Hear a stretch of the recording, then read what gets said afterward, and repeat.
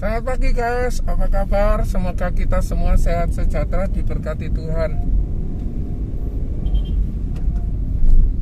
Hari ini saya mau cerita tentang klaim. Kenapa kok klaim itu bisa segera dibayar? Jawabannya karena semua dokumen yang diperlukan lengkap dan kita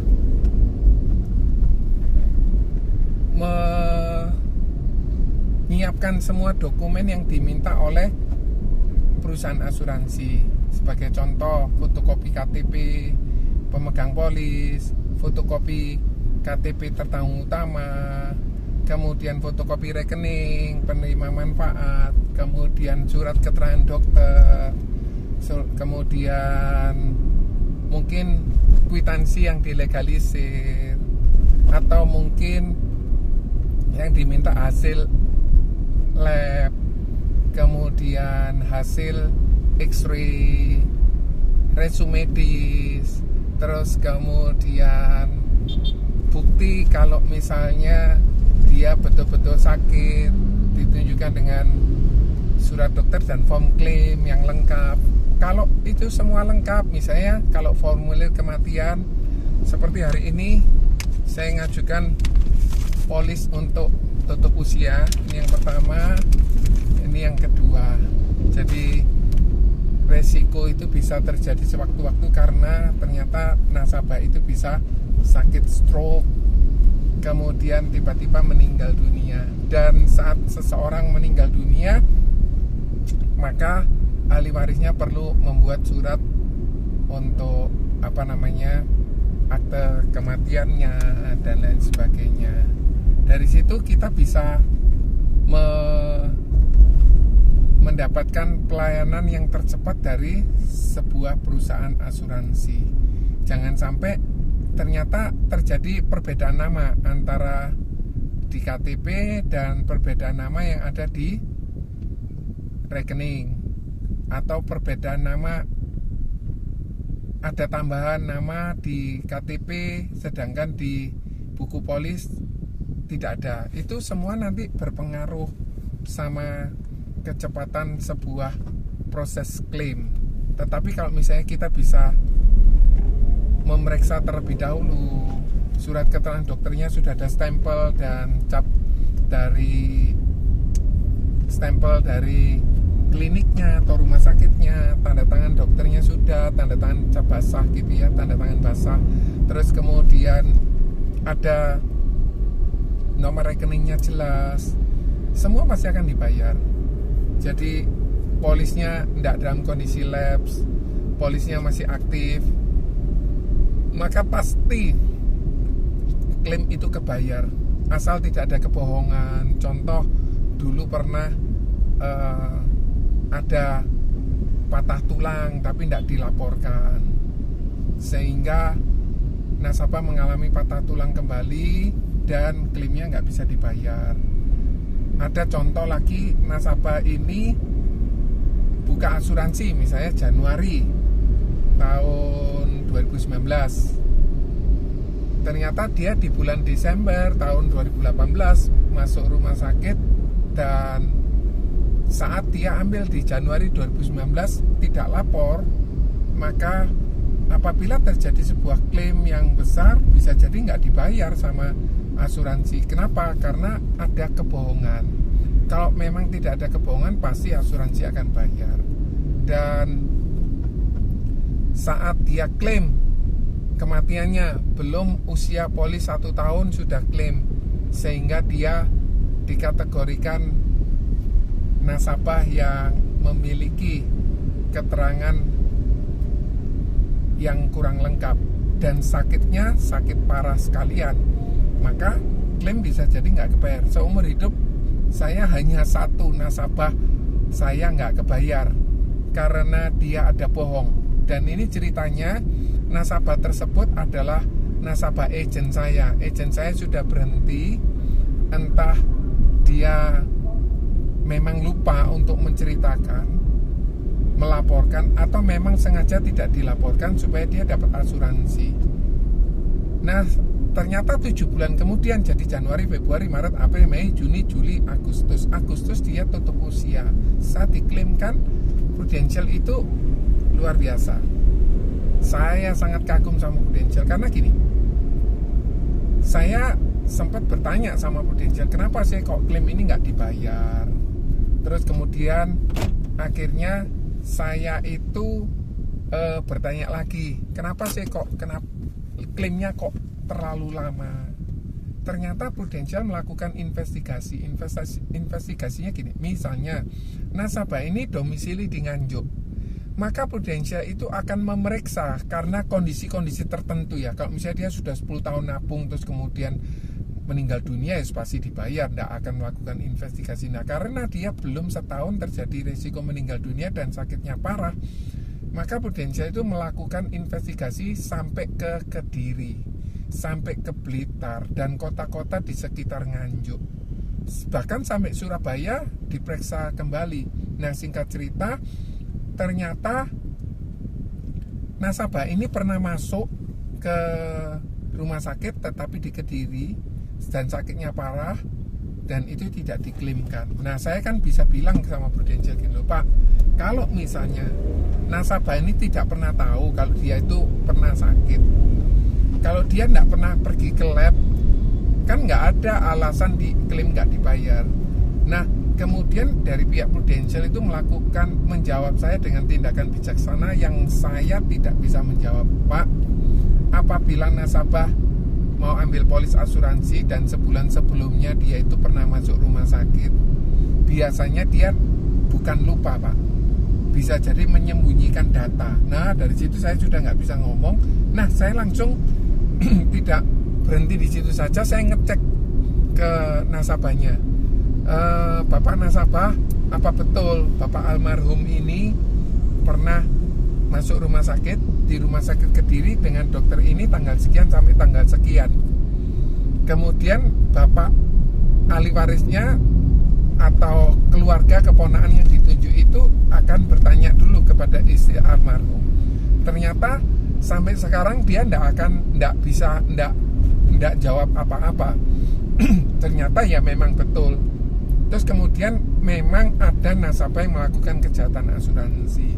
Bagaimana saya bisa bilang begitu? Saat saya bantu mau klaimkan tentang jadi ceritanya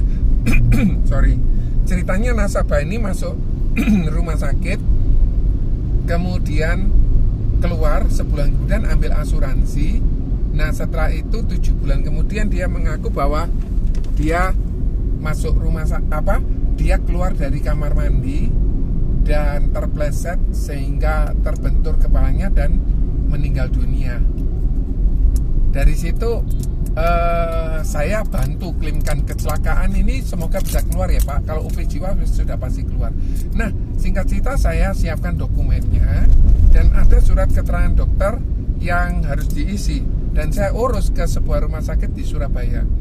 Ternyata apa yang Bapak Ibu kira-kira bisa duga, dia melakukan kejahatan asuransinya. Dia buka asuransi itu sampai kalau nggak salah 8 asuransi yang berbeda, dan dia sudah urus ke 6 perusahaan asuransi, dan saya adalah orang yang ke-8 dan masih ada 2 lagi asuransi yang diklaimkan di rumah sakit tersebut karena dokternya atau rumah sakitnya mempunyai kebijakan bisa dibantu untuk pengisian surat keterangan dokter hanya 6 dan dia klaimkan 9. Apa artinya?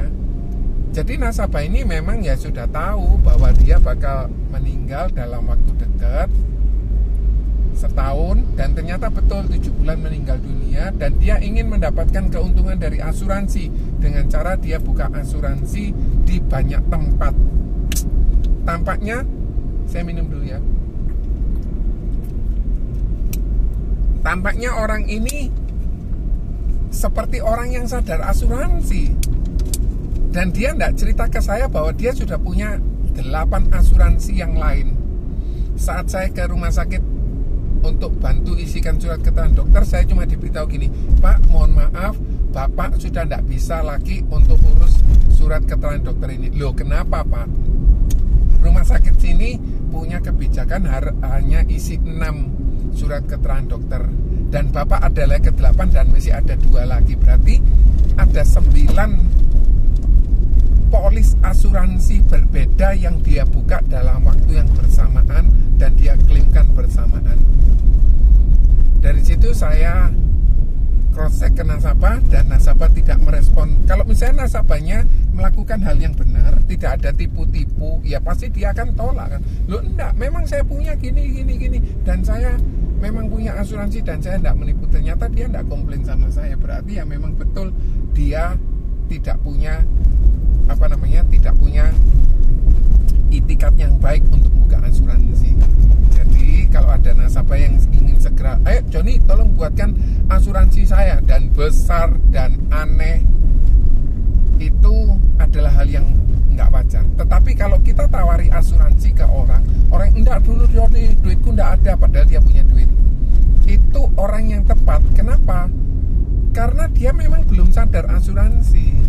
Nah kalau dia sudah sakit, dia pasti sadar dan butuh asuransi. Oleh karena itu, ya berdoalah lebih banyak supaya kita tidak ditipu sama nasabah. Jadi saya dari sini ke Nganjuk itu kalau nggak salah 2 kali dengan biaya sendiri, dan akhirnya saya ditipu karena dia ternyata sudah punya sakit berat dan dia tidak ngaku, sehingga klaimnya ditolak sama Prudential. Tapi klaim nasabah saya yang lain, klaim cacat tetap total dibayar, klaim meninggal dunia walaupun agak lama karena tidak ada surat perwaliannya. Jadi yang meninggal ini orangnya usianya banyak, usianya dewasa, sedangkan anaknya masih di usia 18 tahun, tidak punya KTP. Kan harus bikin surat perwalian, harus bikin surat penetapan perwalian dari pengadilan negeri atau pengadilan agama, dan itu kan butuh waktu yang cukup banyak juga. Jadi kita mesti harus bijak, punya pengalaman yang banyak. Kita mesti harus berhati-hati saat seseorang mau ambil polis asuransi, karena ada orang yang menggunakan kesempatan beli asuransi untuk sekedar kejahatan asuransi, dan itu masih ada calon nasabah yang demikian. Kenapa? Karena dia tidak dia tidak punya itikat baik. Saya juga punya pengalaman begini.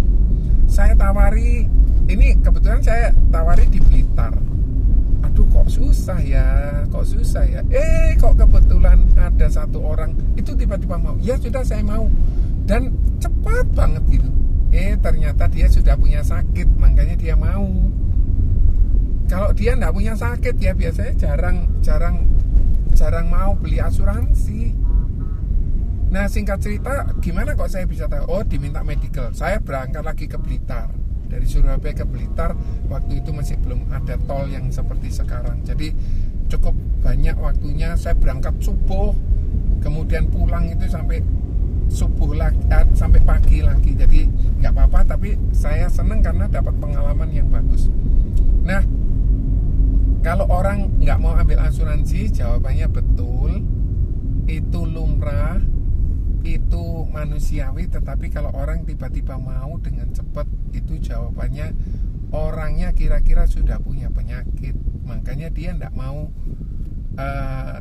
menunda untuk beli asuransi. Karena kalau punya asuransi meninggal kan dibayar, kalau punya asuransi sakit kan dibayar, sehingga dia mengambil keuntungan dari situ. Tapi kalau misalnya dia ternyata punya asuransi dengan tujuan untuk mendapatkan keuntungan atau melakukan kejahatan asuransi, maka orang-orang yang seperti demikian perlu kita waspadai. Tapi jangan takut, nggak banyak orang yang punya seperti itu, nggak banyak. Karena banyak orang yang punya itikat baik untuk ambil asuransi. Tetapi kita perlu waspada. Terima kasih guys, semoga bermanfaat. Oh, lama juga ya, 14 menit. Terima kasih, God bless you all, bye.